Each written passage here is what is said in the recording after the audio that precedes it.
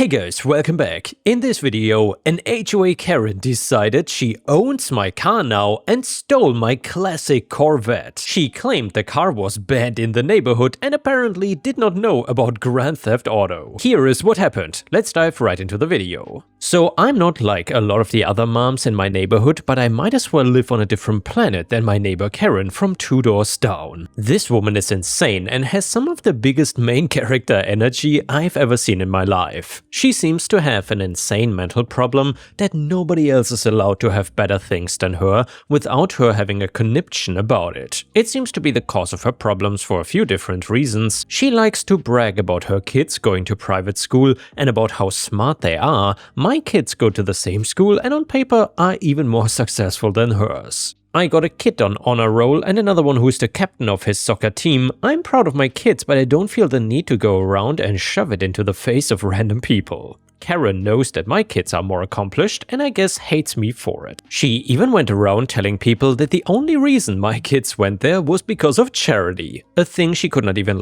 elaborate on because the school does not even offer scholarships or financial aid to my knowledge. And it's not like a crazy fancy expensive private school either, it's fairly standard and affordable as schools go. Of course, nobody, me included, cared about these rumors. The thing that I always believed bothered her the most though was my car. I owned a classic Corvette convertible from the 70s that I inherited from my father. I knew that she hated it because she had nothing to really compare it to and loudly bragged about her new Lexus when I was in earshot. I did not think she was the type to go full psycho, but I was wrong. One last important thing about Karen was that she was in charge of the HOA here, a position she only wanted due to the title and not to actually help people because, again, she is the main character. Well, I woke up one day to find that my Corvette was gone. A note was left for me on my front door, so of course I would not think it was stolen, because I guess it is not stealing if the person that took it leaves a note. Big shock that the note was from Karen and she was writing on behalf of the HOA. She had my car removed, claiming that I was breaking HOA laws by having it. In it, she was citing the bylaws she was using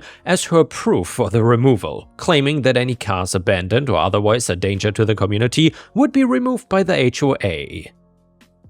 And yes, my classic car was in the street. We have no driveway, garage, and I don't store it because I like to drive it occasionally. I can feel the classic car people hating me right now, but that is how it was and the car was actually in good shape. Not mint condition type, but still very good taking the age into consideration. Also on the note was a claim by Karen that old cars were useless and a danger to children. As if my car is gonna get possessed and just start running over kids. I would totally watch that movie though. I do belong to the HOA, but my car was not breaking any of the rules and Karen just wanted to be an ass and abuse her power. I had no second thoughts about going up to Karen and demanding that she return my car back to me. Karen told me that I should just drive a normal car and none of this would be a problem. Then she goes as far as to tell me that my car was not worth anything anyway, so I was not losing out from the HOA taking it. Untrue, because these classic cars sell for a lot and even mine in its not perfect condition could get me 50k on a good day. I did not say that to Karen though, but instead pointed out that I did not break any rules and prices did not matter to me.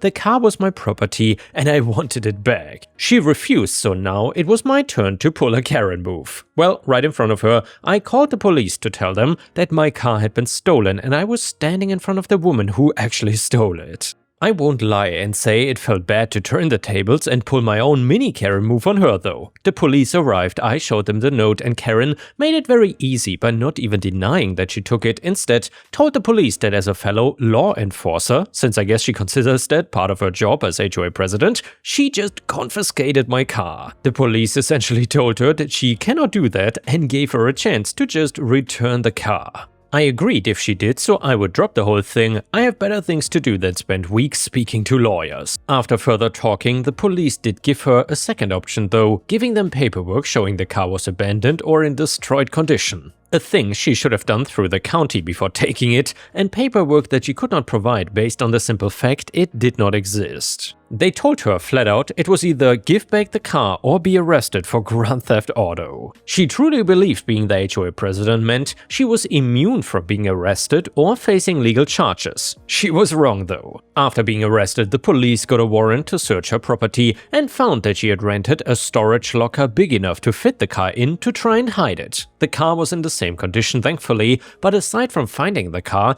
they found something else too. She had taken photos of the car and was trying to put it into an auction online. She knew the entire time it was worth money and was just trying to steal it in order to sell it, meaning that she knew it was not destroyed or a danger to anything. Also, digging herself in deeper by going against her own HOA bylaws.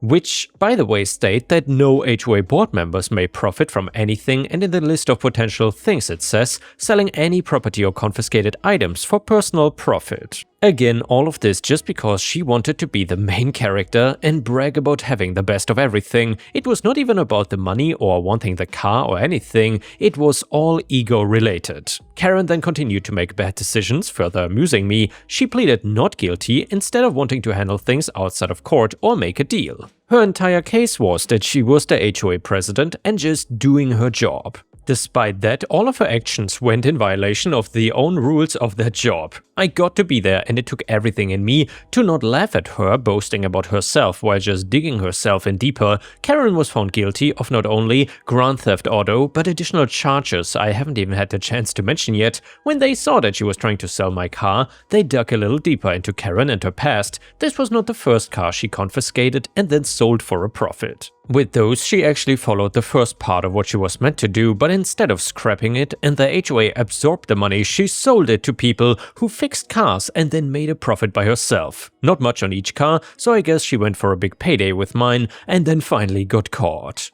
Those charges were minor compared to the grand theft auto one, but still important. Her final argument was that since the car was not damaged or anything, it should just count as if I lent it to her. Well, I got it back and that meant she should not get in trouble. Again, I had to bite my tongue here not to laugh at her total incompetence. She ended up going to prison and that might have been the least of her problems. She also owed a bunch of money and I got restitution that was calculated based on the car and how many days she had it and put into some crazy formula. It also turns out that she chose to get an extremely expensive lawyer, who, by the way, did exactly zero to help her in court aside from trying to make her shut up and stop incriminating herself further. With all of the money that she lost between restitution to not only me but the other car owners she stole from, her lawyer, other legal fees and fines, she was basically broke. She no longer had money to send her kids to private school and had to sell her house just to afford everything in the end. I believe the boys had a father and dad went to live with him wherever he was once Karen went to prison. I cannot help but wonder if Karens act the same pompous way once they get into prison. Like, do they go in there with their big ego and attitude? Because I cannot imagine it going well for them if they do. I also imagine Karens being like a prison snitch or something too. I mean, if anybody was maybe in jail with a Karen before and reading this, I would love to hear a reply. Anyhow, after Karen left the HOA, it was hard to find anybody that wanted to take her place. It was not like the entire HOA was corrupt or something, I guess it was just not a great act to try and follow. The other board members basically stepped down as well. On paper, we still belong to an HOA and pay dues, but really nobody runs it anymore and the money just gets put into an account in case we start it up again or somebody decides to go through the process of dissolving it. Something that I personally have no interest in doing. Not because I want an HOA, but just that sounds like a lot of work and effort. And I already have a job and 2 teenagers, so I'm not doing anything else. I just hope her kid's father is not a Karen too, because they need a good role model after Karen. And yeah guys, I honestly, in stories like this, I really feel bad for the kids, because if they have such an awful mom, it will be really difficult for them to not turn out the same. Further, I cannot really understand why OP and the other neighbors still pay HOA dues. It seems like if anybody gets their hands on that account, that is ripe for corruption as well. Meaning, if somebody gets their hands on it, they probably use it for their own purposes. I would stop paying anything altogether. Anyway, now let's move on to another Very interesting revenge story that you don't want to miss. It is titled Revenge on My Sister Who Had Been Drip Feeding My Mom I Was Only After Her Money. So my sister is nearly 40 and an alcoholic and cokehead, but the life and soul of the party. She still lives at home and mom pays for everything for her. When my son was born, my mom worked in the children's clotheswear at a department store. For my birthday, I got nothing as I'm too old, yet my sister would have parties, presents, and anything she wanted. I found out she had been telling my mom I only wanted her money, and this has been happening for over 10 years. I own a house, I don't want anything from her. My brother also lives at home and he got some stuff, but nothing like my sister. So we went on holiday. I had to pay for myself and my mom paid for my sister. My sister stole my mom's jewelry, computers, sat-nav, etc. to pay for drugs. She ended up ODing, and yet she is still the golden child. About 4 years ago, we went no contact as my son asked, why do we even bother? It got me thinking, and yeah, life is so much better now. I still have friends there, and my sister cannot keep a job. I know she rarely pays rent, so we hatched a plan. At 40, she had never been arrested as my mom paid all her debts off, so a friend waited until payday. She saw her and her dealer. My sister bought a load of coke. It just so happened that she got stopped by the police who was in the area. She had 6 grams on her. She was arrested and charged with possession. My mom refused to bail her out until the following day. At the age of 40, she has a curfew. If she doesn't pay rent, she has to move out. If she has a tantrum, she has to move out. Finally, she's got her comeuppance, and no, I'm still not speaking to them, but I feel warm and fuzzy inside. And now let's move on to a very interesting revenge story that is titled My Boyfriend, 23 male, pretended to be single in front of other girls while I, 21 female, was standing right there. So our first year anniversary is in 2 weeks. We went out last night to a birthday party of our mutual friends. He got pretty tipsy but not wasted. I did not drink since I was driving home. At some point in the night I went to go get water, and when I came back there was a crush of people in the room, so I was standing directly behind him trying to get through. He was talking to some girl and I heard her ask, "So is that girl you came in with your girlfriend?" And he distinctly said after some hesitation, "Huh, no, she's just my roommate, huh." I got really pissed off but didn't say anything, just came up to stand next to him. I did not want to make a scene at my friend's birthday party, but he was gonna get an earful when we left. He did not even notice me for a few seconds and said something like, "You're so pretty," to the other girl. She noticed me glaring at him and then left. I was so pissed off at him that I just decided to walk away and talk to my friends the rest of the night. Probably a mistake of not addressing it right there and then at the time, but I wanted to avoid a big scene if I could. I tried to enjoy myself. My friend, the host of the party, came up to me and asked me if my boyfriend and I had broken up with something, and she didn't know because she had heard him telling somebody that he was single. After that, I just decided to go home. I was really mad. He could find a ride or a crash at our friend's place. She said it would be okay because tons of people were crashing in the living room already, so I went home without saying a word to him. This morning, I woke up to all these texts and calls from him, really pissed off that I ditched him at the party without a ride or without warning. He demanded to know in an accusing voice, where had I disappeared off to? As if I was the one up to some shady stuff. I'm just angry and confused because this is coming out of nowhere for me. We have a great relationship and have never had a fight before. He tells me all the time that he's so happy we're together and that I'm the best thing that ever happened to him and that he wants to be with me forever. And now he is pretending that I'm not his girlfriend, claiming that he's single, flirting with other girls right in front of me. He has never done anything like that before and has not even looked at other girls. I don't drink, so this is just dumb, drunken behavior that I should excuse? Should I give him a chance to explain himself or just end things right now? I'm so pissed off and feel so disrespected. I cannot even think of what reason he could give that would somehow make what he did okay in my eyes. But I'm willing to listen to anyone's perspective or other angles on the situation. And yeah guys, let me know in the comments what you would have done in this situation if your significant other did this to you. Honestly, in my opinion, this is inexcusable. If you go to a party with your significant other and then tell someone else while flirting that you're somehow single, that already counts as cheating for me. However, let me know what you think. And after you wrote your comment, let's read the update to the story. OP says, I texted him, you made it clear last night that you're single. I don't wait around for ex-boyfriends to give them rides home. Don't bother coming back here. as someone in comments suggested. He immediately tried to call me, but I did not pick up. Then he texted, "What the F are you talking about?" How could he not know? My friend, the host, even just texted me and told him that she had given him an earful all morning when he woke up for being such a douchebag to me. He denied everything and said he has no idea what she is talking about. They got into a fight about it because he stuck to his guns and claims he never said any of that stuff. I have a feeling that he's gonna pretend he doesn't remember or blacked out as a way to get out of this. He said he's getting a ride back to my place now. I'm considering not answering the door, but what if he really does not remember? I kind of don't care though. Another update, he is coming here now, what should I do? So my friend told me to talk to him just to hear the complete load of crap he's gonna unleash on you. Dump him, girl, I would, and she has known him for longer than she has known me. I'm not gonna answer the door. And now another update, so I know most of you will be disappointed to hear this, but I decided to give him another chance.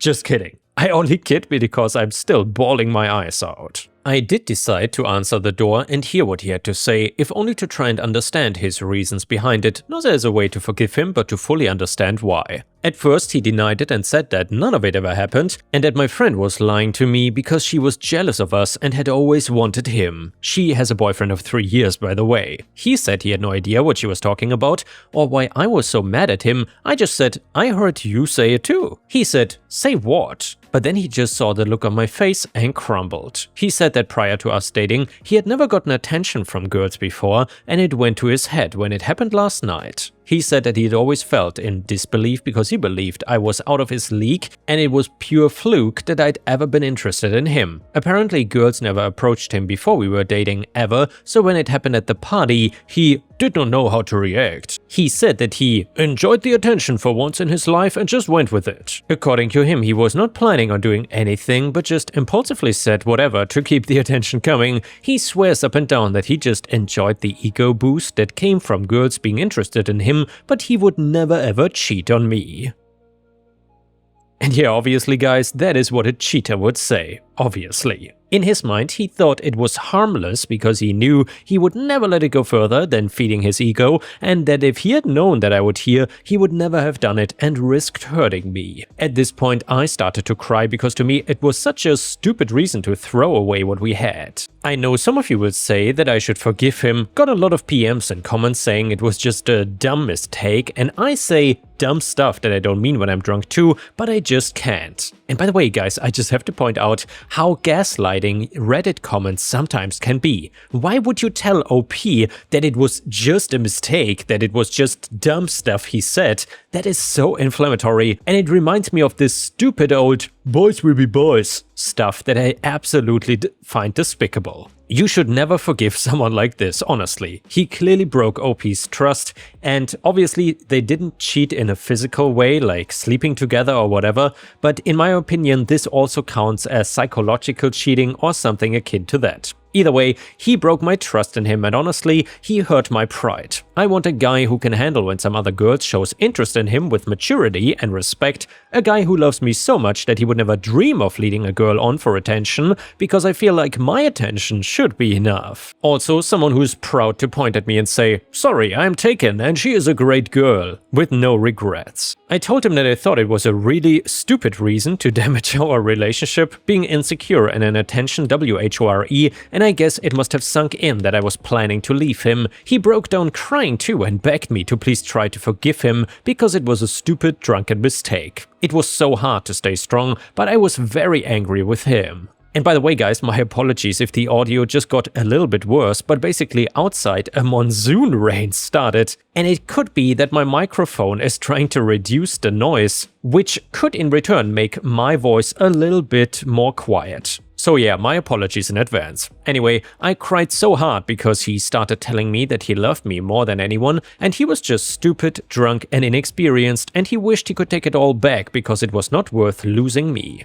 I said I was glad he realized mistake, but if he really loved me more than anyone, then he really needed a better way to show it than pretending I don't exist to other pretty girls. He got hysterical and just started saying, I'm sorry, I cannot lose you. Please forgive me. I told him that I thought his actions last night were honestly pathetic and disgusting, and they changed my view of him. I told him it was sad that he would throw himself after a girl and lie just to get a few minutes of attention, and that I didn't think it was a good excuse to say that never happened to me before, so I didn't know how to handle, or I was just innocently enjoying the attention. What would happen next time? How could I trust him to act appropriately and control himself? He said that he had learned from this and he would do better next time, but honestly I just couldn't get over it. It made me feel worthless as his girlfriend and something he had to hide to get the attention of other women because my attention was apparently not adequate.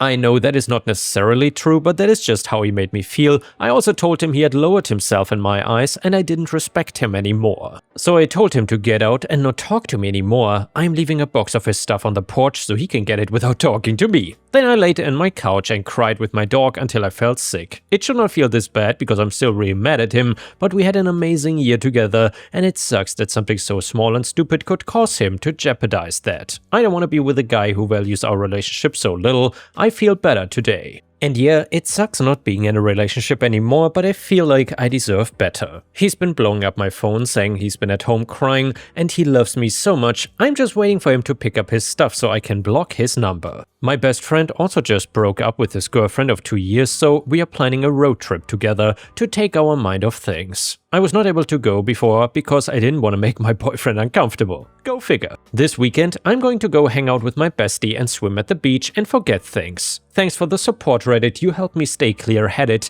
I have a lot of hate and bitterness in my heart right now, but I'm hoping that will pass. And before we end the video, we will read one last very satisfying story from r/petty revenge that you don't want to miss. It is titled, "Hotels Screwed Me Over, so I actively discourage tourists from booking there." So I had a bad experience with a particular hotel that is part of a larger chain. They lost my reservation, could not give me the room I had reserved, gave me a lesser room, charged my credit card twice and at the previous rate when the rate on that day was cheaper. I managed to get one of the charges dropped, but I'm still salty about having to overpay for a crappy room. And their corporate customer service was even worse. I work in a tourist-adjacent position and at least once a week I am asked for recommendations about local accommodations. We got a list and I make a point to tell them not to book at the one I loathe. I have no intention of ever stopping. And yes, it is petty, and yes, it gives me great satisfaction each time. And yeah, honestly guys, usually businesses have no idea how much ill will is really costing them. Word of mouth can be very powerful, especially in some industries,